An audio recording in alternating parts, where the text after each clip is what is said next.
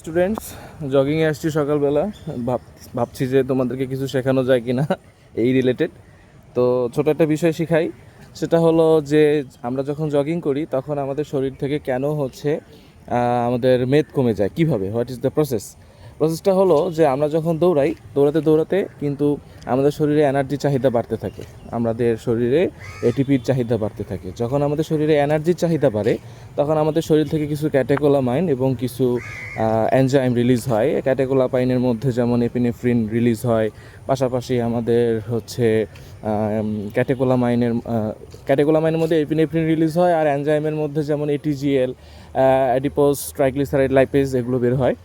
তো এগুলো যখন রিলিজ হওয়া বেড়ে যায় তখন আমাদের শরীরে যে যে জায়গার মধ্যে আমাদের মেদ ছিল, আমাদের শরীরে যে যে জায়গার ভিতরে আমাদের যে ফ্যাট টিস্যু ছিল সেখান থেকে ফ্যাটগুলো বার্ন হওয়া শুরু করে, অর্থাৎ ফ্যাটগুলো থেকে ফ্যাট সেলগুলো বের হওয়া শুরু করে, ফ্যাটি অ্যাসিডগুলো রিলিজ হওয়া শুরু করে। ফ্যাটি অ্যাসিডগুলো রিলিজ হওয়া শুরু করলে কিন্তু আমাদের শরীরে ব্লাডের মধ্যে ফ্রি ফ্যাটি অ্যাসিড ঘুরতে থাকে এবং এটা আলটিমেটলি আমাদের যে সেল আছে সেই সেলে চলে যায়। এবং আমরা যখন দৌড়াই তখন কিন্তু আমাদের শরীরে ইনসুলিন সেন্সিটিভিটি বেড়ে যায়, আমাদের সেলের ইনসুলিন সেন্সিটিভিটি বেড়ে যায়। তখন কিন্তু আমাদের সেল বাইরে থেকে ফ্যাটি অ্যাসিডগুলোকে শরীরের ভিতরে নিয়ে নেয়, মানে সেলের ভিতরে নিয়ে নেয়। সেলের ভিতরে যখন নিয়ে নেয় তখন আমাদের সেলের ভিতরে যে মাইটোকন্ড্রিয়া অবস্থান করে, আমরা জানি যে এই মাইটোকন্ড্রিয়াটা কিন্তু আমাদের এটিপি তৈরি করে, মানে শক্তি তৈরি করে। তো আমাদের এই ফ্যাটি অ্যাসিডগুলোকে সে সেলের ভিতরে নিবে, নেয়ার পরে সেটাকে বিটা অক্সিডেশনের মাধ্যমে সে শক্তি তৈরি করে ফেলবে।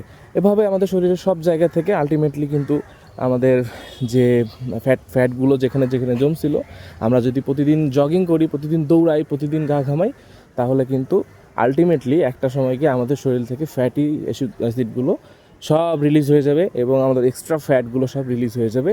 লিভার ভালো থাকবে এবং আলটিমেটলি আমাদের শরীরটা ভালো থাকবে। তো আজকের জন্য এতটুকুই। নেক্সট ভিডিও দেখার জন্য আমন্ত্রণ জানাচ্ছি।